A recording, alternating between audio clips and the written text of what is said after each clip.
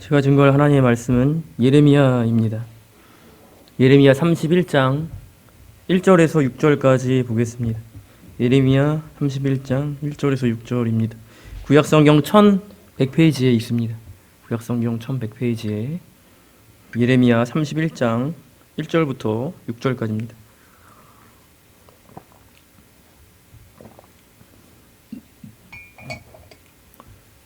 다 찾은 줄 알고 제가 봉독하겠습니다. 31장 1절입니다. 여호와의 말씀이니라.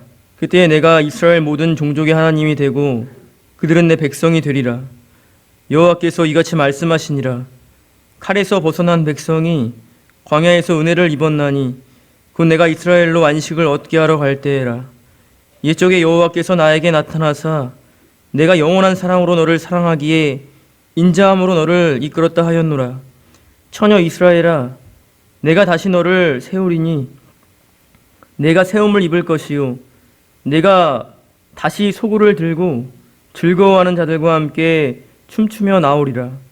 내가 다시 사마리아 산들의 포도나무들을 심되 심는 자가 그 열매를 따기 시작하리라. 에브라임 산 위에서 파수꾼이 외치는 날이 있을 것이라. 이르기를 너희는 일어나라. 우리가 시온에 올라가서 우리 하나님 여호와께로 나아가자 하리라. 아멘. 다시 춤추기 시작할 때까지라는 제목으로 오늘 하나님의 말씀을 증거하고자 합니다. 다시 춤추기 시작할 때까지입니다. 예레미야 선지자가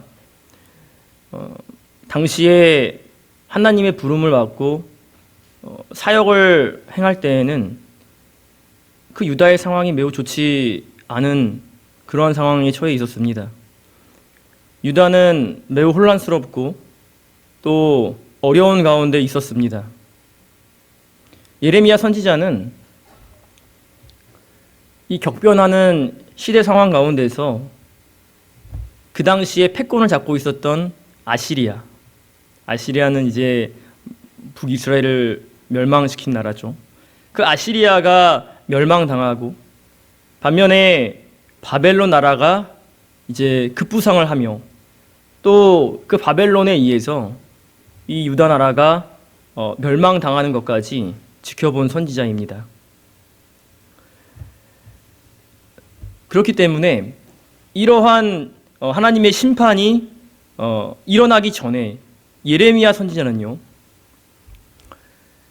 이 유다 나라에 이 하나님의 무서운 심판이 일어나지 않도록, 하나님의 진노가 이 유다에 일어나지 않도록 몸부림치고 또 눈물로 호소하고 끊임없이 하나님의 말씀을 유다 나라에 전파를 하게 되었습니다. 그러나 유다에 있는 그 누구도 예레미야의 이 선포에 귀를 기울이는 사람이 없었습니다. 아무도 예레미야가 선포하는 메시지를 좋게 받아들이는 사람이 없었습니다. 왜냐하면 예레미야가 바벨론이 아니고 유다 나라에 선포하는 메시지는 징벌의 메시지이고 심판의 메시지였기 때문이에요. 복이 있을 겁니다 라는 메시지가 아니고 하나님의 진노가 임할 것입니다 라는 메시지였다는 거예요. 유다 백성들은 그 누구도 예레미야 선포에 귀를 기울이질 않습니다. 이 유다의 행동은 요나가 아시리아의 수도인 니느웨에서 심판을 선포하는데 그 니느웨의 행동과는 완전히 상반이 됩니다. 요나서 3장 4절에서 8절에 보면, 나중에 한번 읽어보시기 바랍니다. 요나서 3장 4절에서 8절에 보면 요나가 니느웨에 가서 하나님의 심판의 메시지를 전합니다. 그 심판의 메시지는 뭐냐면 10일이 지나면 니느웨가 무너지게 된다는 거예요. 그 말을 들었을 때 이 니느웨 백성들은 어떻게 하냐면 왕으로부터 가축에 이르기까지 베옷을 입고 또 금식을 하고 악한 일을 하지 말라는 조서를 내립니다. 그러니까 하나님의 심판의 메시지를 들었을 때 하나님의 백성이 아닌 니느웨에서는 어떤 일이 있었느냐면 회개 운동이 있었다는 거예요. 반면에 유다 나라는 어떻게 하냐면 예레미야를 구덩이에 빠뜨려서 죽이려고 하는 거예요. 하나님이 선택하신 이 유다 나라의 백성들은 예레미야의 이 말이 거슬리는 겁니다. 그러니까 구덩이에 빠뜨리고 이제 죽이려고 하죠. 이러므로 인해서 하나님의 진노가 더욱더 이제 그 유다 나라에 그게 달하게 돼요. 그리고 결국 이 유다 나라는 바벨론에 멸망당하게 됩니다. 그리고 나서 이 유다 나라가 바벨론에 멸망당한 이후에 그들이 그 전에 누렸던 그 일상이 얼마나 소중했는지를 깨닫기 시작합니다.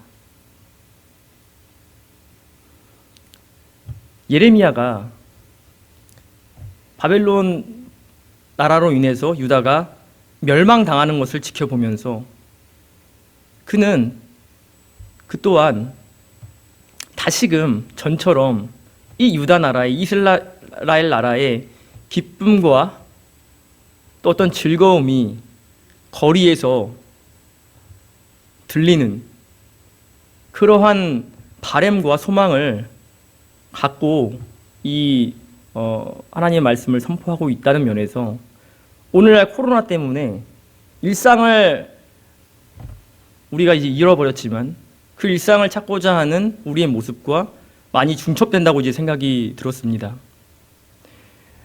예를 한번 들어보겠습니다.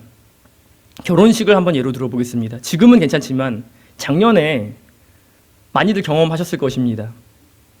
결혼식이 진행이 될 수 없는 그러한 상황도 있었고요.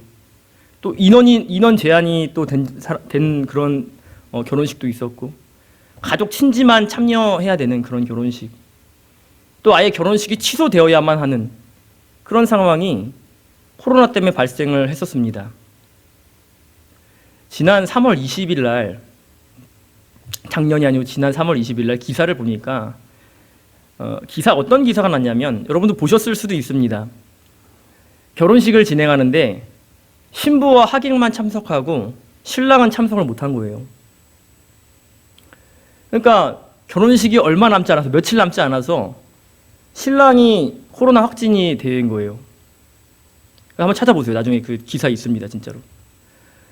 그래서 신부와 하객만 참석을 하고 신랑은 어떻게 참석을 하는가, 줌으로 이제 영상으로 참여하는 그런 웃지 못할 해프닝이 기사로 나오게 되었습니다. 전에는 감기나 뭐 그런 것들은 그냥 아프면서 그냥 결혼식을 진행할 수 있잖아요. 근데 코로나가 걸리다 보니까 자가 격리를 해야 되는 상황 가운데서 청첩장은 이미 돌려놨고 또 한 2, 3일밖에 안 남은, 이 결혼식이 2, 3일밖에 안 남은 가운데서 취소할 수가 없으니 남편들 이제 그 신랑이 줌으로 이제 이렇게 결혼식을 진행하는 것을 기사를 통해 봤습니다. 예레미야 때도 그랬습니다. 예레미야 때는요, 훨씬 더 처참하고 비참한 상황이 놓여 있었습니다. 예레미야는요, 시체들이 쌓였기 때문에 바벨론이 유다를 멸망시켜서 젊은 남자들이 많이 죽어서 시체가 많이 쌓여서 결혼식을 더 이상 할 수 없을 것이다, 이렇게 이제 선포를 해요. 한번 찾아보겠습니다. 예레미야 7장 33절에서 34절을 보면요. 예레미야 7장 33절에서 34절을 보면요. 이 백성의 시체가 공중의 새와 땅의 짐승의 밥이 될 것이나 그것을 쫓을 자가 없을 것이라. 그때 내가 유다 성읍들과 예루살렘 거리에 기뻐하는 소리, 즐거워하는 소리, 신랑의 소리, 신부의 소리가 끊어지게 하리니 땅이 황폐하리라. 결혼하고 싶으면 결혼을 할 수 있는 것인데 결혼할 수 없는 그러한 상황이 임하게 된다는 겁니다. 근데 작년에 이렇게 또 보면은 결혼식뿐만 아니고 장례식조차도 우리가 제대로 치르지 못한 그런 안타까운 사연들도 있었습니다. 가족들만 참여하거나 혹은 코로나로 만약에 돌아가시게 되면 가족들이 그 돌아가신 분 얼굴도 못 보고 어디에 매장됐는지도 모르고 병원에서 그냥 알아서 그냥 이렇게 처리하는 그러한 상황도 발생하지 않았습니까? 예레미야 때도 그렇습니다. 한 군데 더 찾아보겠습니다. 예레미야 16장 6절에서 9절에 보면요. 예레미야 16장 6절에서 9절에 보면요. 큰 자든지 작은 자든지 이 땅에서 죽으리니 그들이 매장되지 못할 것이며 그들을 위하여 애곡하는 자도 없겠고 자기 몸을 베거나 머리털을 미는 자도 없을 것이며 그 죽은 자로 말미암아 슬퍼하는 자와 떡을 떼며 위로하는 자가 없을 것이며 그들의 아버지나 어머니의 상사를 위하여 위로의 잔을 그들에게 마시게 할 자가 없으리라. 너는 잔치집에 들어가서 그들과 함께 앉아 먹거나 마시지 말라. 만군의 여호와 이스라엘의 하나님께서 이와 같이 말씀하시니라. 보라, 기뻐하는 소리와 즐거워하는 소리와 신랑의 소리와 신부의 소리를 내가 내 목전 내 시대에 이곳에서 끊어지게 하리라. 장례식조차도 제대로 치를 수 없게끔 만들어 주신다. 그 예레미야의 상황입니다. 근데 한 발짝 더 나아가서 장례식과 결혼식은커녕 그 땅이 완전히 황폐케 된다. 이렇게 또 말씀하시는 거예요. 한 군데만 더 찾아보겠습니다. 좀 많이 찾습니다. 죄송합니다. 25장 예레미야 25장 10절에서 11절을 보면요. 예레미야 25장 10절에서 11절에 보면 내가 그들 중에서 기뻐하는 소리와 즐거워하는 소리와 신랑의 소리와 신부의 소리와 맷돌 소리와 등불빛이 끊어지게 하리니 이 모든 땅이 폐허가 되어 놀랄 일이 될 것이며 이 민족들은 70년 동안 바벨론의 왕을 섬기리라. 바벨론이 유다를 침공한 이후에 유다의 일상은 완전히 깨어지게 될 것이다. 예레미야 선지자는 그것을 선포하고 또 그것을 본인이 경험한 선지자입니다. 그러나 만약에 하나님의 진노만 있다면, 하나님의 형벌만 있다면, 그것으로 끝난다면 하나님은 공의의 하나님은 되실 수 있을지 모르지만 하나님은 사랑의 하나님이거나 우리 아버지가 될 수 없습니다. 정상적인 부모는 벌도 주지만 상도 줍니다. 정상적인 부모는요, 매도 들지만 선물도 드는 거예요. 사랑도 든다는 거예요. 오늘 본문이 그것입니다. 예레미야 선지자가 1장부터 계속적으로 하나님의 진노의 심판의 메시지를 전하다가 무엇을 전하는가? 회복이 있다는 것을 전하는 거예요. 하나님의 진노의 심판이 끝나면 하나님의 때가 되면 치유가 있을 것이다. 회복이 있을 것이다. 그것을 소망하면서 오늘 본문을 기록하고 선포하고 있음을 우리가 보게 됩니다. 오늘 본문의 첫째는 용서의 날을 기대하라는 거예요. 1절을 보겠습니다. 여호와의 말씀이니라. 그때에 내가 이스라엘 모든 종족의 하나님이 되고 그들은 내 백성이 되리라. 그때, 하나님의 때, 하나님께서 되었다라고 말씀하시는 때, 하나님께서 유다 백성을 다시금 품어주시는 그때에 어떤 일이 있냐면 이스라엘 모든 종족은요, 이스라엘 모든 종족의 하나님이 되고요, 하나님은 그들은 나의 백성이 될 것이다. 이렇게 말씀하시는 겁니다. 그때가 되면 무너졌던 관계가 다시 회복이 된다는 거예요.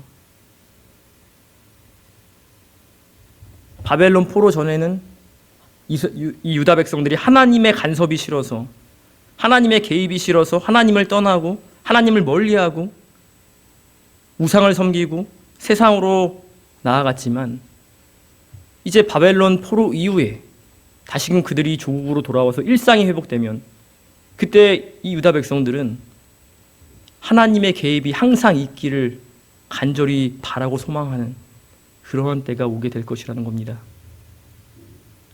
그러나 지금 당장은 어렵습니다. 왜냐하면 70년이라는 세월을 기다려야 되기 때문입니다. 코로나가 이제 3년 차예요. 3년도 얼마나 긴 것처럼 보여집니까?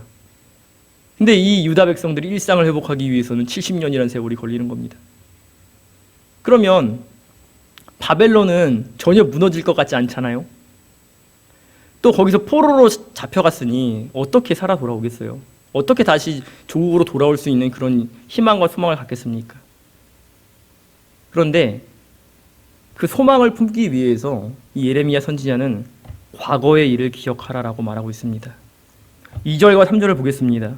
여호와께서 이같이 말씀하시니라. 칼에서 벗어난 백성이 광야에서 은혜를 입었나니 곧 내가 이스라엘로 안식을 얻게 하러 갈 때라. 옛적에 여호와께서 나에게 나타나사 내가 영원한 사랑으로 너를 사랑하기에 인자함으로 너를 이끌었다 하였노라. 칼에서 벗어난 백성이 광야에서 은혜를 입었다. 지금 예레미야 선지자는요, 이 암담한, 이 암울한 상황 가운데 있는 유다 백성들에게 과거에 하나님께서 애굽에서 이끌어내어 주신 것과 광야를 통과하게 해주신 것을 기억하라라고 말하고 있습니다. 이 바벨론 포로 생활은요, 이스라엘 백성들이 이집트에서 종살이 한다는 면에서, 지금 바벨론 포로잖아요. 그러니까 종살이 한다는 면에서 일치가 되고 있고요. 또 이 바벨론 포로 생활은요, 나라를 잃어버린 그런 면에서 광야를 방랑하고 있는 이 이스라엘 백성들과 일치가 되고 있습니다. 이스라엘 백성들은 원래 어떠한 종족입니까? 양치는 목자들이잖아요. 강한 용사들이 아닙니다. 그렇기 때문에 그 이스라엘 백성들이 그 이집트에서 종살이 할 때 그 이집트, 그 강국에서 탈출하는 일은 사실은 불가능합니다. 있을 수가 없어요, 이거는. 자다 죽었다 깨어나도 할 수가 없는 일입니다. 또 광야에서 그 오랜 세월 동안 그 수많은 백성들을 이끌고 가나안 땅으로 들어가는 것조차도 불가능한 일입니다. 그런데 그것이 가능해졌잖아요. 가능하기 때문에 지금 이스라엘 백성들이 지금은 어렵지만 그들이 있는 거잖아요, 그 자리에. 만약에 이스라엘 백성들이 광야나 이집트에서 다 죽었으면은 그 사람들은 태어날 수가 없어요.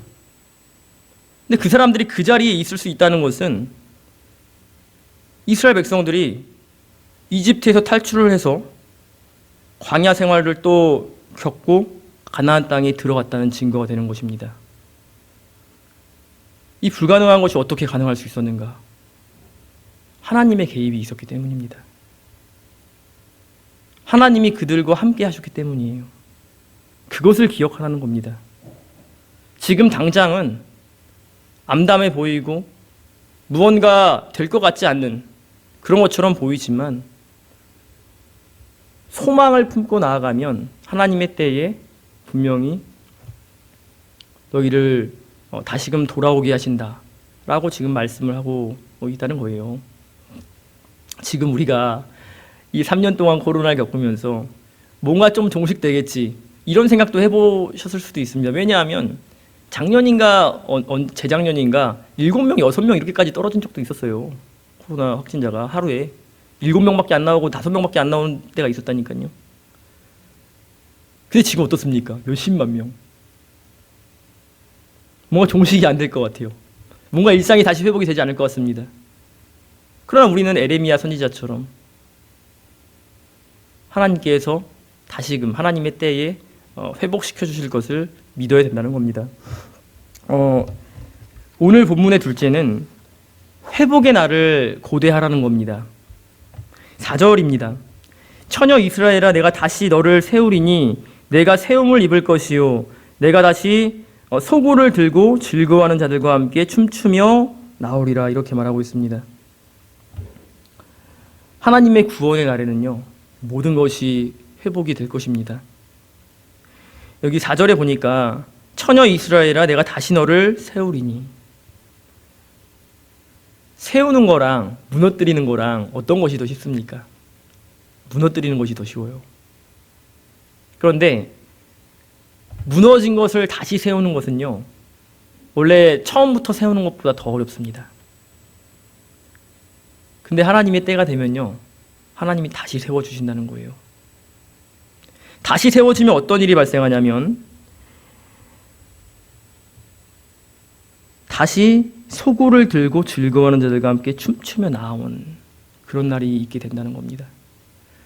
지금 우리나라는 그러한 일들이 일어나지 않지만 우리가 동화 같은 거 보면요, 또 외화, 고전 외화를 보면 어린 아이들이나 젊은 처자들이 길거리에서 그 악기를 들고 춤추는 그런 모습들을 보게 돼요. 그 동화 같은데 뭐 그 백설공주나 이런 거 보시면 예, 영상이 그런 게 나와 있어요. 예. 그것이 일상인 거예요. 매일매일 똑같이 반복되는 일상인 것 같지만 그 일상 가운데는 기쁨이 있는 겁니다. 아주 큰 기쁨은 아닙니다. 그런 소소한 기쁨들이 있다는 거예요. 근데 하나님께서 하나님의 때가 되면 그러한 소소한 일, 기쁨들이 다시금 찾아오게 만들어 줄 것이다. 이렇게 말씀하고 있는 것입니다.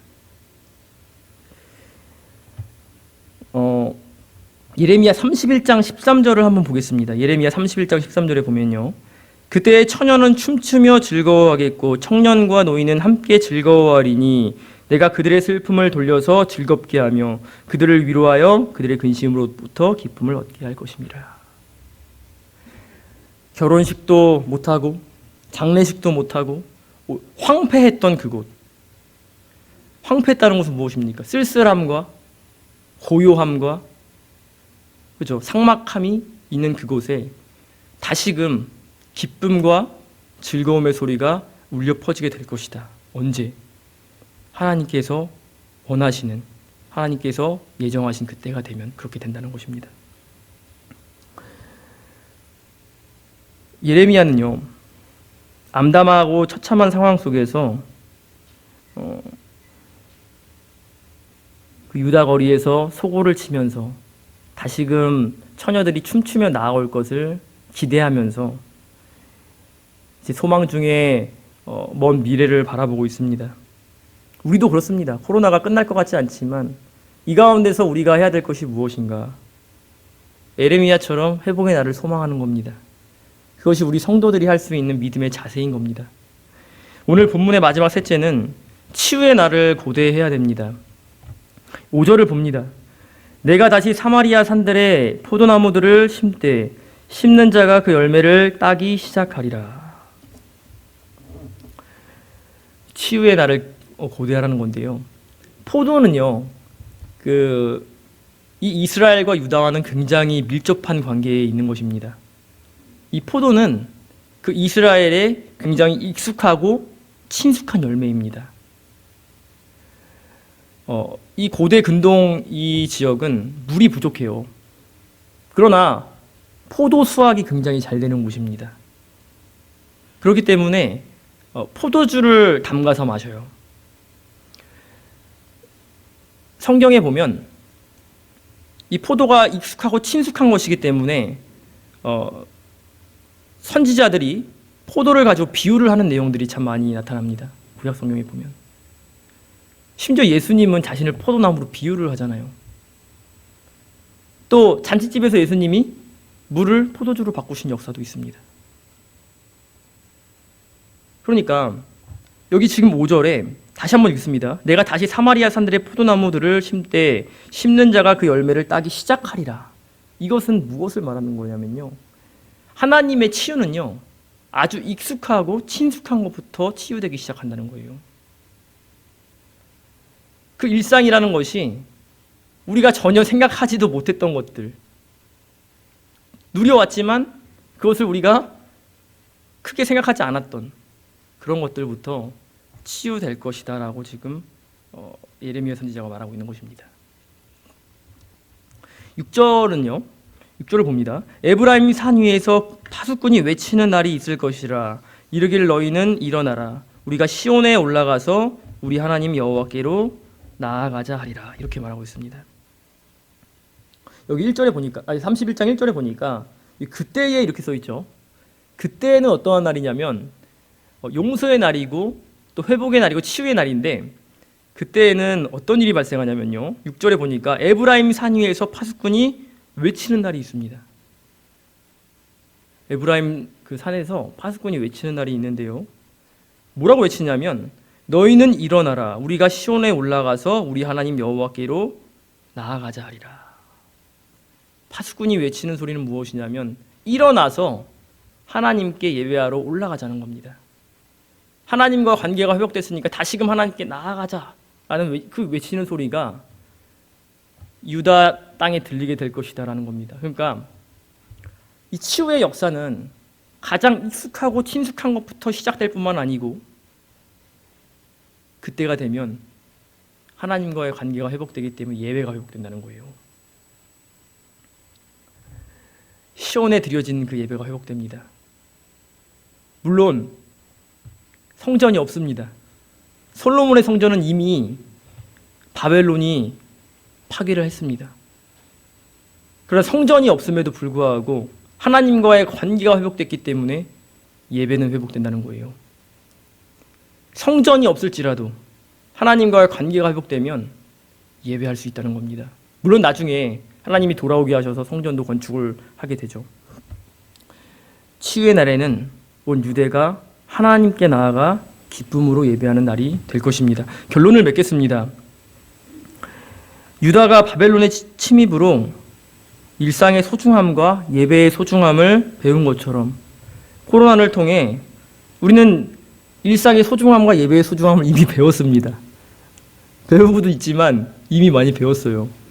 그래서 기도하실 때 예배가 회복되게 하여 주시옵소서, 일상이 회복되게 하여 주시옵소서 우리 기도하잖아요. 일상이 얼마나 중요한 것인지 또 우리가 드려지는 이 예배가 얼마나 중요한 것인지를 우리는 이미 너무나 많이 체험했고 또 너무나 많이 느끼고 있습니다. 그런데 유다가 회복되기까지는 70년이라는 시간이 걸렸습니다. 예레미야 선지자는요, 하나님의 심판과 치유를 동시에 선포하지만 살아생전에 하나님께서 다시 이스라엘을, 이 유다를 회복시켜 주시는 그 모습은 보지 못했습니다. 멸망당하는 모습은 봤지만 치유되는 모습은 보지 못했어요. 그러나 중요한 것은 무엇이냐면 남은 자손들, 바벨론의 포로로 잡혀간 남은 자손들이 예레미야의 예언을 기억한다는 거예요. 그것이 중요한 겁니다. 예레미야는 선포하고 자신은 재앙만을 바라보면서 끝났지만 이 치유의 역사를 이 남은 자들이 그것을 듣고 바라고 소망하고 있다는 겁니다. 그렇기에 포로로 잡혀간 이 유다 백성들은 나라를 잃은 암담한 현실 속에서도 예레미야가 예언한 것처럼 유대 거리에서 다시 소고치고 춤추는 일상이 회복될 날을 기대하고 소명하면서 이제 살아가는 거예요. 그럴 수가 있다는 겁니다. 성경은요, 어느 시대나 어느 상황 속에서나 항상 같은 메시지, 동일한 메시지를 줍니다. 그것이 무엇이냐면 회복과 치유가 있다는 사실입니다. 하나님의 진노의 심판도 있지만 그럼에도 불구하고 하나님의 회복과 치유가 있다는 거예요.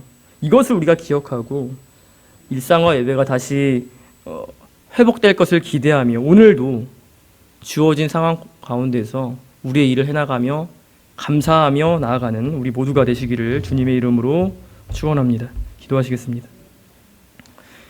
거룩하신 하나님 아버지, 은혜와 사랑을 진심으로 고맙고 감사함을 드립니다.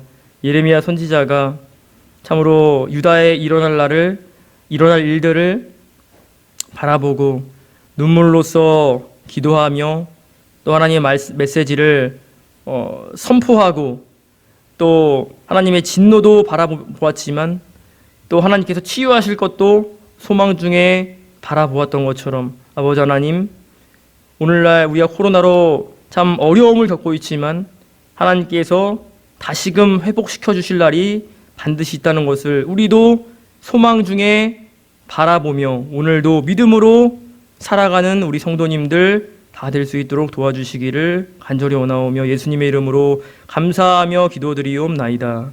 아멘.